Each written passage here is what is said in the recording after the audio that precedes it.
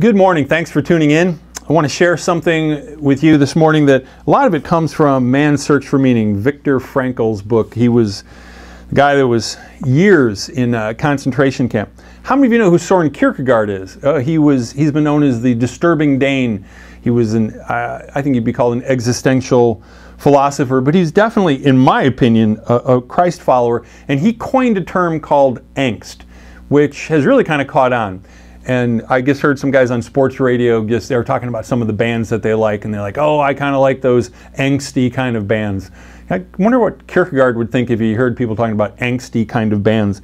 But my read on the angst is sort of this free-floating anxiety, that we know that our lives have a sense of purpose, but often that we're not connecting with it. I mentioned in the message on Sunday about Rich Mullins, and that this is a recording artist that died in 1997. If you don't know anything about him, check him out. Some just great tributes to him, and he had some wonderful music. But when he was in high school, one of his friends said of him, or made the observation, most people are trying to figure out how to get ahead in the world, and he was trying to figure out why we're in the world, and which can kind of drag you down because it's kind of a deep question and everything. But that's something that Dr. Frankl dealt with, because Dr. Frankl was a psychiatrist, and he had what he called logotherapy. And it's really helping people deal with reality. And one of the things that he talks about in his book, and so this is in 1984 that he's writing it. So he's 30, 40 years out of the concentration camp. But he says that 50 years ago I published a study devoted to a specific type of depression that I diagnosed in cases of young patients suffering from what I called unemployment neurosis. Okay? It's in quotes in the book, that's why I did that.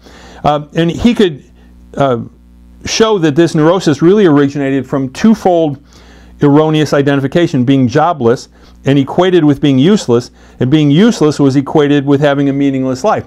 So he succeeded in persuading his patients to volunteer.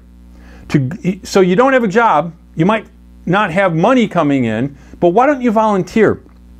Here's what he found. So these people would volunteer: youth organizations, adult education, public libraries, the like. It didn't have to be the most profound, life-shattering stuff. In other words, as soon as they could fill their abundant free time with some sort of unpaid but meaningful activity, their depression disappeared, although their economic situation hadn't changed, and their hunger was the same. I love what he says here, and he's got to know that he's kind of goofing on what Jesus quoted from the book of Deuteronomy. The truth is that man does not live by welfare alone. Just having stuff doesn't cut the mustard for us. And even sometimes working doesn't meet the need. The real meaning in life is knowing that we're making a difference for somebody else. Jesus said, man does not live by bread alone, but by every word that proceeds from the mouth of God. So first, it's having a connect with God, knowing that God loves us, knowing that He's there, and then finding a way to give that away to somebody else.